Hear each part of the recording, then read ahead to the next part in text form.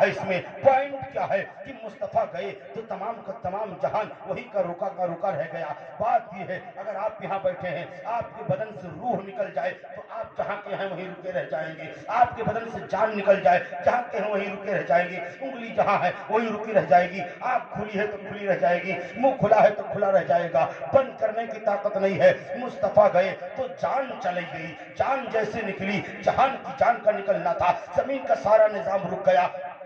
زمین کا سارا نظام رک گیا اور جہاں جہاں مصطفیٰ جاتے رہے وہیں وہیں زندگی چل رہی ہے. مسجد اقصیٰ میں ہے, مسجد اقصیٰ والے زندہ ہیں. آسمانوں پر گئے, آسمان والے زندہ ہیں. جہاں جہاں مصطفیٰ جاتے رہے وہاں سب زندہ ہیں. لیکن جہاں سے مصطفیٰ چلے گئے ہیں وہاں اب کوئی زندہ نہیں ہے, کوئی پلک نہیں جھپک سکتا ہے. جو چیز جہاں ہے, کائنات کا نظام جہاں کا تھا وہیں رکا رہ گیا. ہوا چلتی تو وہیں رکی رہ گئی, پانی بہا تو وہیں رکا رہ گیا, بستر گرم تھا تو وہیں رکا رہ گیا. بتانے کا مطلب یہ ہے مصطفیٰ کائنات کی جان ہے, اور جب جان نکل جاتی ہے تو انسان بے جان ہو جاتا ہے. اسی طریقے سے مصطفیٰ جب اس دنیا سے اٹھ کر کے اوپر چلے گئے تو دنیا کا پورا نظام رک گیا. اور جب پھر سے نوری شکل و صورت میں آسمان کو منور کر کے واپس چلے آئے اور جیسے زمین پر تشریف لائے سارا نظام وہیں سے چل گیا. جو پلک رکی تھی جھپک گئی, جو پانی رکا تھا بہ گیا, جو بستر گرم تھا ابھی بھی گرم ہے, جو زنجیر ہلی تھی وہ پھر سے ہل گئی. معلوم ہوا کہ کائنات کا جان واپس آ چکا ہے. تبھی تو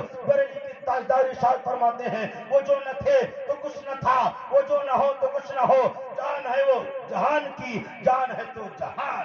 سبحان اللہ سبحان اللہ. میرے آقا صلی اللہ علیہ وسلم کی شان ہے. اب ذرا دیکھو مسلمانوں, میں کہہ رہا تھا یہاں مصطفیٰ ہے. اب ہم لوگ اگر زندہ ہیں تو کس کے صدقے میں زندہ ہے؟ مصطفیٰ کے صدقے میں زندہ ہے. اگر نبی نہ ہوتے ہم لوگ مردہ ہوتے, اگر نبی نہ ہوتے ہم لوگ بے جان ہوتے. نبی ہیں, ہماری زندگی اس بات کی ثبوت دے رہی ہے کہ نبی ہیں. اب آؤ قرآن سے پوچھو. قرآن فرماتا ہے النبی اولا بالمؤمنین من انفسہم, نبی مومنوں کی جان سے زیادہ قریب ہیں. ترجمہ کیا ہے؟ نبی مومنوں کی جان سے زیادہ قریب ہیں. اللہ بھی تو کہہ سکتا تھا نبی مومنوں کی جان سے زیادہ قریب تھے, لیکن یہ نہیں کہا بلکہ ہیں نبی مومنوں کی جان سے زیادہ قریب ہیں. اب جس دور میں مومن رہیں گے اور وہ زندہ ہیں تو اس کا مطلب ہے کہ ان کی جان سے زیادہ نبی قریب ہیں, تبھی وہ زندہ ہیں. جان کس کو کہتے ہیں؟ دل کے اندر ایک دھڑکن ہوتی ہے, دھڑکن میں جو تھرتھراہٹ, جو کپکپاہٹ ہوتی ہے, جو اس کی چال ہوتی ہے, اس چال کے اندر مصطفیٰ ہے تبھی اس کی چال باقی ہے. اس چال کے اندر مصطفیٰ ہے تبھی اس کی دھڑکن باقی ہے. معلوم ہوا جب نبی مومنوں کی جان سے زیادہ قریب ہیں تو ہم لوگوں کی بھی جان سے زیادہ قریب ہیں, تبھی ہم لوگ زندہ ہیں. اب وہابی کیا کہتا ہے کہ نبی جان سے زیادہ قریب ہیں لیکن مومنوں کی جان سے زیادہ قریب ہے, اور تم لوگ کہتے ہو نبی حاضر و ناظر ہیں. جہاں ہر جگہ نبی ہیں تو ذرا بتا دو جہاں کوئی مومن نہیں ہے وہاں نبی کیسے ہو سکتے ہیں؟ کیونکہ مومنوں کی جان سے زیادہ قریب ہیں جہاں کوئی نبی نہیں. مان لو ایسا ہو سکتا ہے کسی علاقے میں, کسی خطے میں کوئی مسلمان نہ ہو, تمام لوگ کافر ہی کافر ہوں, تو وہاں نبی کیسے ہو سکتے ہیں؟ ہم نے کہا نادان تجھے معلوم نہیں ہے, اب میں تجھے بتا دیتا ہوں کہ نبی وہاں کیسے ہیں. نبی وہاں بھی ہیں جہاں کوئی ہے, اور جب نبی وہاں بھی ہیں جہاں کوئی مسلمان نہیں ہے. نبی وہاں بھی ہیں جہاں کوئی نہیں ہے وہاں بھی نبی ہے, اور جہاں کوئی موجود ہے وہاں بھی نبی ہے. کہنے والے نے کہا یہ کیسے ہو سکتا ہے؟ ہم نے کہا سن لے, ہم لوگ مومن ہیں. اللہ فرماتا ہے مومن کی جان سے زیادہ نبی قریب ہے. اس کا مطلب یہاں نبی ہے, ہماری جان میں جان ہے, مصطفیٰ کی بدولت ہے, اور جان سے زیادہ نبی قریب ہے. اس کا مطلب جہاں دھڑکن ہے وہاں مصطفیٰ کی ذات موجود ہے. اب سنو, جہاں کوئی مسلمان نہیں ہے وہاں پر بھی ان کافروں کے کندھوں پر دو فرشتے موجود ہیں جو ان کی بدی لکھ رہے ہیں. دو فرشتے موجود ہیں, گناہ والا فرشتہ جو فرشتہ گناہ لکھتا ہے وہ اس کی بدی لکھتا ہے, اور داہنے کندھے والا فرشتہ اس کی گواہی دیا کرتا ہے, اس لیے اور مضبوط گناہ لکھا جاتا ہے. اب ان دونوں فرشتے کیا ہیں؟ وہ فرشتے بھی نبی کو ماننے والے ہیں, وہ فرشتے بھی مومن ہیں. اللہ فرماتا ہے مومن کی جان سے زیادہ قریب نبی ہیں تو فرشتوں کی جان سے زیادہ قریب نبی ہوئے. اب ہر کافر کے کندھے پر فرشتے اور فرشتوں کی جان سے زیادہ قریب نبی. معلوم ہوا جہاں کوئی مسلمان نہیں ہے وہاں بھی نبی موجود ہے, اور جہاں کوئی انسان, کوئی انسانی آبادی نہیں ہے وہاں پر بھی فرشتوں کا گزر ہوتا ہے. بارش ہوتی ہے فرشتہ برساتا ہے, روزی پہنچتی ہے, کیڑے مکوڑے کھاتے ہیں فرشتہ پہنچاتا ہے, اور فرشتوں کی جان سے زیادہ قریب ہے نبی ہے. تو جہاں کوئی نہیں وہاں بھی نبی فرشتوں کی جان میں موجود ہے. اس کا مطلب ہے جہاں جہاں خدا کی خدائی ہے وہاں تک مصطفیٰ کی مصطفائی. نعرہ تکبیر, نعرہ رسالت, نعرہ رسالت, علماء اہل سنت, نعرہ تکبیر, نعرہ رسالت.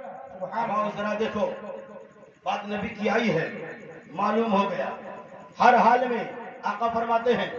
آج لوگ کہتے ہیں ہم رشتہ داری کیسے چھوڑ دیں، وہابی سے سلام کرنا کیسے چھوڑ دیں، وہابی سے ملنا جلنا کیسے چھوڑ دیں. حدیث پاک کے الفاظ ہیں، عمر جان کے جنازے میں نہ جاؤ، ان سے سلام نہ کرو، بیمار ہو جاؤ ان کی عیادت نہ کرو، ان کے ساتھ نماز نہ پڑھو، ان کے پیچھے نماز نہ پڑھو، ان کے ساتھ کھانا نہ کھاؤ، ان کے ساتھ پانی نہ پیو. ایاکم و ایاہم لا یفتنونکم ولا یفتنونکم، کہ ایسا نہ ہو وہ تم کو بہکا نہ دے، بھٹکا نہ دے، تم کو گمراہ نہ کر دیں، تم کو فتنے میں نہ ڈال دیں. اب ذرا سوچو، جب ان سے سلام نہیں کر سکتے ہیں، ان کے ساتھ نماز نہیں پڑھ سکتے ہیں، ان کے پیچھے نماز نہیں پڑھ سکتے ہیں، بیمار ہو جائیں ان کی عیادت کو نہیں جا سکتے ہیں، ان کے ساتھ کھانا نہیں کھا سکتے ہیں، ان کے ساتھ پانی نہیں پی سکتے ہیں، تو ان کے ساتھ رشتے ناطے کیسے کر سکتے ہیں؟ اگر کوئی رشتے دار بھی وہاں بھی ہو جائے تو رشتے دار کو چھوڑ دو، کیونکہ ہم لوگوں کو کسی وہابی کے مشن پر نہیں چلنا ہے، بلکہ ہم کو صحابہ کے مشن پر چلنا ہے. حضرت ابوبکر صدیق سے ان کے صاحبزادے نے کہا تھا، حضرت عبداللہ نے کہا تھا، اے والد گرامی سن لیجئے، جب میں مسلمان نہیں تھا اور آپ مسلمان تھے اور جنگ کے موقع پر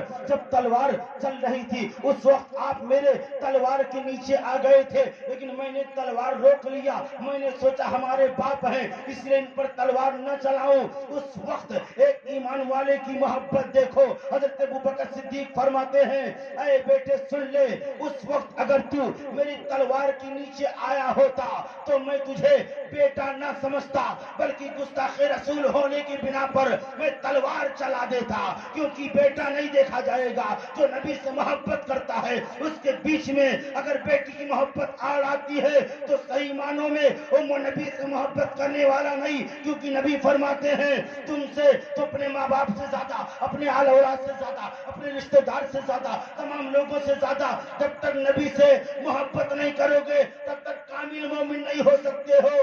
کیونکہ حدیث کے الفاظ یہ ہیں، لا یؤمن احدکم حتی اکون احب الیہ من والدہ وولدہ والناس اجمعین. تم میں کا کوئی شخص اس وقت تک کامل مومن نہیں ہو سکتا جب تک اپنے ماں باپ، اپنے بھائی بہن اور تمام لوگوں سے زیادہ اپنے نبی سے محبت نہ کرے. تبھی تو بریلی کے سرزمین سے اعلیٰ سرکار فرماتے ہیں، اے مسلمانوں، دنیا میں زندگی گزارنا ہے تو رشتہ دار کو نہ دیکھو بلکہ مدینے والے احمد مختار کو دیکھو اور اعلان کرتے رہو، انہیں جانا انہیں مانا، نہ رکھا غیر سے کام. للہ الحمد میں دنیا سے مسلمان.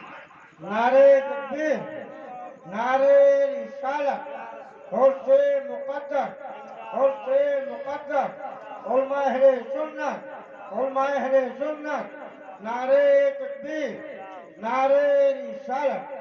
یہ نبی کی محبت کی بات ہے. مسلمانوں تمام لوگوں سے زیادہ نبی سے محبت کرو، رشتہ ناطے چھوڑ دو. تم قبر میں چلے جاؤ گے، تمہارا خاص بیٹا ہوگا، تمہارا خاص باپ ہوگا، تمہارا خاص بھائی پٹیدار ہوگا، خاص رشتہ دار ہوگا. جب تم انتقال کرو گے موت آئے گی، تمہارے قیمتی گھڑی کو اتار لیا جائے گا، قیمتی انگوٹھی کو اتار لیا جائے گا، ایک کپڑا لپیٹ کر کے، اور اسی میں تم کو قبر کے حوالے کر دیا جائے گا. قبر میں پہنچتے ہی اگر کوئی سب سے پہلے کام آنے والی ذات ہے تو پیارے مصطفیٰ کی ذات ہے.